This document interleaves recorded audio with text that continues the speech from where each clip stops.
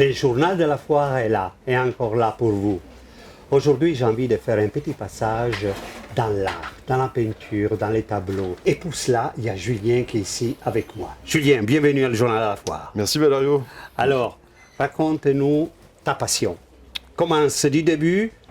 À la fin. À la fin. À la fin, j'espère que c'est pas la fin tout de suite. Non, on va tout de suite. Non. Donc la passion est née un peu sur le tard. Alors j'ai toujours été amoureux de l'art, de l'histoire de l'art, ça m'a toujours intéressé. Mais en fait c'est vraiment venu vers 20 ans, 19-20 ans, quand je cherchais vraiment le métier que je voulais faire. J'étais dans mes études de droit et en fait petit à petit j'ai découvert le métier de commissaire-priseur. En fait je voulais faire un métier qui changeait tout le temps et le métier de commissaire-priseur en fait ça s'est avéré un métier où on fait un inventaire le matin, on découvre des objets, il y a toujours cette histoire de recherche. Et puis, comme j'avais un côté un peu commercial aussi, j'ai divagué vers marchand de tableaux surtout, parce que j'adorais les tableaux. Donc je suis dans un premier temps marchand de tableaux, et puis petit à petit marchand d'objets, un peu de mobilier de temps en temps, mais surtout les tableaux et les dessins, voilà. Effectivement, dans ton stand, on se sent bien, on sent l'élégance, on sent merci. les côtés précieux.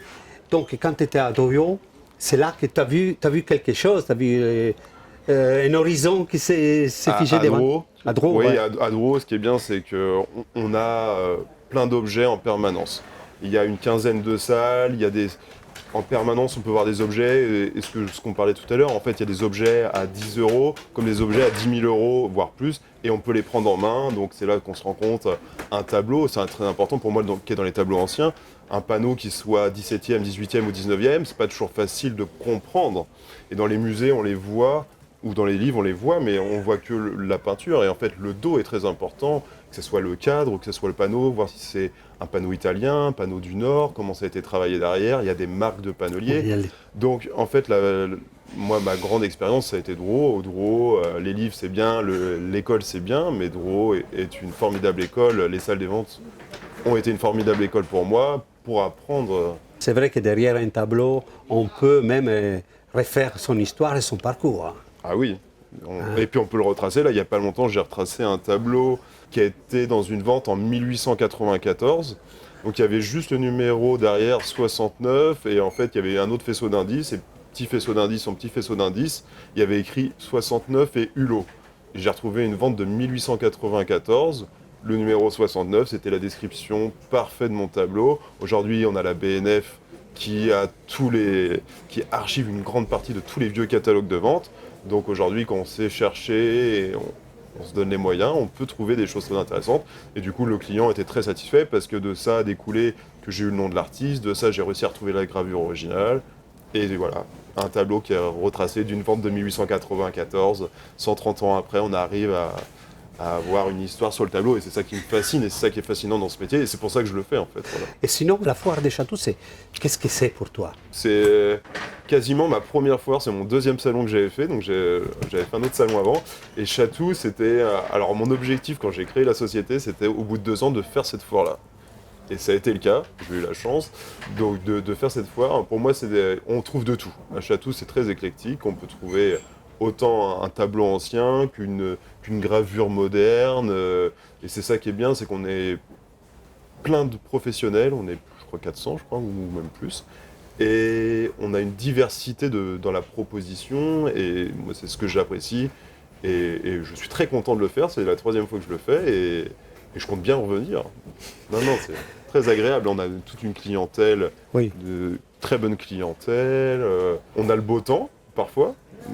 Mais c'est très bien, très content de cette fois. J'ai presque envie de quitter les plateaux pour aller sur ton stand. Avec plaisir. On va faire ça. Avec plaisir. On est arrivé finalement sur ton stand et je suis hyper content. Alors, mon œil, tac, est tombé là-dessus. Je sais pourquoi. Pourquoi? Parce que ici, c'est les ruines. Et dans les ruines, il y a ce côté poétique, malgré le fait... Moi, en tout cas, c'est ce qui m'attire dans les ruines. C'est ce côté très poétique d'un monde passé qu'on peut s'imaginer. En fait, il y a toute la Grèce antique, les pyramides derrière égyptiennes, et souvent dans les tableaux de ruines, ce qui nous attire, moi je trouve, c'est cette perspective qui est très bien faite. Là, on voit, ça nous rappelle l'Antiquité, ces colonnes-là, les bas-reliefs. Ici, les petits personnages, il y a une scène de vie. Là, on retrouve un buste ici. Voilà. Là, ça nous fait penser au forum romain. En fait, dans les paysages de ruines, souvent, il y a plein de références qu'on ne se rend pas compte, mais on les a en tête et en fait, on les revoit dedans. Bon, on va continuer le parcours dans ton petit musée, parce que c'est le cas. On arrive chez cette magnifique dame. Là, on revient en France. Hein? Là, on revient en France à la toute fin 17e. Donc, à ce très beau portrait de femme, portrait présumé de Mademoiselle de Blois, donc une des filles de Louis XIV, une des filles légitimées avec Madame de la Vallière. Donc là, ce qui est bien et ce qui change sur ce portrait par rapport à ce qu'on a d'habitude, c'est souvent ils sont coupés. Elles sont prises en buste. Ici, là, on a les mains, les bras. Il y a cette petite couronne de fleurs qui est très délicate qui vient là. On voit un peu le mobilier. Elle a le coude sur un coussin. Et tout ça, c'est pas des choses qu'on voit de manière courante dans ces portraits fin du siècle. Là, le visage est très bien fait. Ce qui est aussi bien, c'est qu'elle était dans un état de conservation parfaite. Il n'y a quasiment aucune retouche. L'état de conservation était vraiment très exceptionnel. Ces couleurs en fait vont très bien ensemble, le fond vert aussi vient l'enchasser. Avec tous les pliages et tout. On était dans un moment où le portrait est très idéalisé en France. Là en plus c'est un portrait pour la cour. Souvent c'était des portraits qui étaient envoyés dans les châteaux, disséminés un peu partout en France. C'était plus des cadeaux. En fait c'est pour ça qu'on retrouve beaucoup de filles de Louis XIV, des portraits de Louis XIV, on en a beaucoup aussi en France. Parce que c'était des cadeaux un peu diplomatiques, on envoyait, ça faisait bon ton d'afficher l'alliance avec le roi ou la famille du roi. Ah, tu me fais découvrir des choses, merci, c'est gentil. Je suis là pour ça aussi. On continue notre parcours. Ce tableau-là, moi je l'aime particulièrement parce qu'en fait on retrouve typiquement plein de choses différentes. On a la nature morte ici qui est vraiment très bien faite. En fait, ce tableau est très exact en fait, dans la peinture.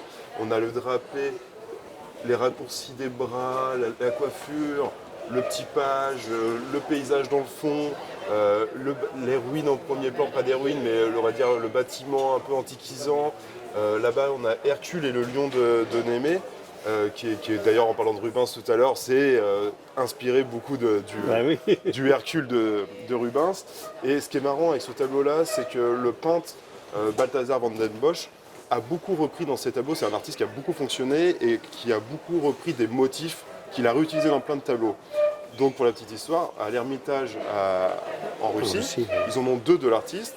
Et on retrouve, alors de manière différente, mais la sculpture, on la retrouve posée en haut d'une corniche d'un meuble et elle est posée en toute petite. Là on l'a en énorme, en gros, mais lui en Russie, à l'Ermitage, il est en tout petit. Et donc voilà, et au Vroubel Museum, qui est aussi en Russie, il y a ce personnage-là qui est représenté à l'identique. Même tissu, même mandoline, tout ça en fait. C'est une signature quelque part. Donc là-dessus, on a comme le tableau tout à l'heure, c'était plus compliqué de savoir avec exactitude. Celui-là, là, je peux le dire avec exactitude que c'est Balthasar van den Bosch et il n'y a aucun doute là-dessus. Et c'est ça qui est bien, c'est grâce justement à avoir fait beaucoup de musées, lire beaucoup aussi. C'est comme ça qu'on reconnaît la patte des artistes. Donc voilà. Et juste, tu m'as parlé de ça. Ah oui. Alors ça. Ça, c'est ma toute dernière trouvaille. Oui. Alors, comme quoi j'aime l'ancien, mais aussi cette table-là, c'est une table d'India Madhavi, donc une architecte designeuse française. Et là, le marbre, en fait, j'étais séduit par le marbre. C'est un marbre entièrement complet, la table est complètement en marbre. C'est un marbre Aziza, c'est un marbre du nord de la Tunisie. Oui. Les carrières en nord de la Tunisie. Et cette veine est complètement incroyable. Ben oui, cette asymétrie dans les lignes est vraiment très belle. Et cette designeuse française est une des designeuses aujourd'hui qui est très reconnue à travers le monde. Elle a été élue en 2014 une des 100 meilleures designeuses architectes du monde. Donc voilà, on est sur une belle pièce et c'était une commande, ça a été commandé en 2013 pour l'hôtel L'Apogée à Courchevel. Donc voilà. Une table qui a une bonne dizaine d'années et qui est dans un état parfait. Oui, très très beau. Très très belle, j'adore. Bon, on retourne là-bas alors. Allez, on retourne. J'étais content de te faire voir les musées. Ouais, je vais revenir. Bon. Je vais revenir. Alors Julien, effectivement, j'ai vu des beaux tableaux. des tableaux que j'aimerais bien avoir chez moi. Mais Moi aussi, parfois, j'aimerais bien les avoir chez moi, mais il faut bien en vendre un peu. Ouais, c'est fabuleux. J'ai voyagé. Chez toi, j'ai vraiment voyagé Merci dans beaucoup. les temps.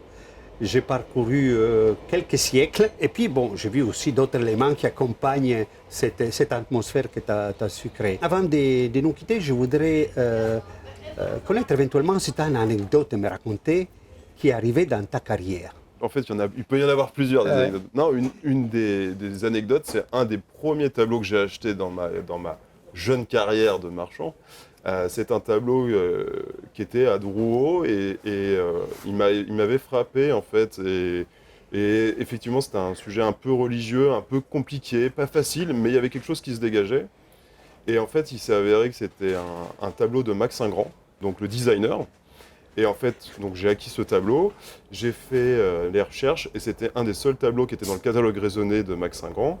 Et effectivement, il l'avait fait pendant les camps, il a été mis en camp d'officiers pendant la Seconde Guerre mondiale. Et donc la toile avait été roulée, donc un peu abîmée, mais en même temps, je pense que dans cette toile, il y avait toute l'énergie de tout ce qu'il avait vécu, de cet enfermement. Et aujourd'hui, elle est dans un musée. Voilà, cette œuvre-là est dans un musée, donc il y a eu tout un travail. Il a été prêté pour une exposition et il a fini dans un musée. Et c'est un de mes premiers achats, voilà, du tout début de ma carrière. Donc j'étais très content et en même temps, cette toile-là, je la trouvais incroyable. Et je suis très content qu'il soit dans un musée parce que le sujet est un peu dur. Je pense que chez moi, c'était beau, mais c'est difficile d'accrocher un Christ en croix. Voilà, Avec toutes les souffrances, comme tu il dis. y avait vraiment une souffrance. Oui, oui. Le papier avait été roulé et en fait la souffrance, elle avait été même jusqu'à dans le support. Et en fait, c'était ça qui était aussi très émouvant. Et donc voilà, naturellement, le musée était très très content de l'avoir. Et moi, je trouvais ça très bien que ça aille dans un musée et que les gens puissent en profiter. Donc voilà. Une anecdote parmi d'autres, mais et j'espère qu'il y en aura encore plein d'autres, j'espère. Elle est Non, j'espère émouvante, qu'il y en aura. elle est émouvante, Il y en aura cette anecdote. Et sur cette histoire, on va se quitter juste au prochain journal de la foire. Ciao. plein. Au revoir, merci beaucoup.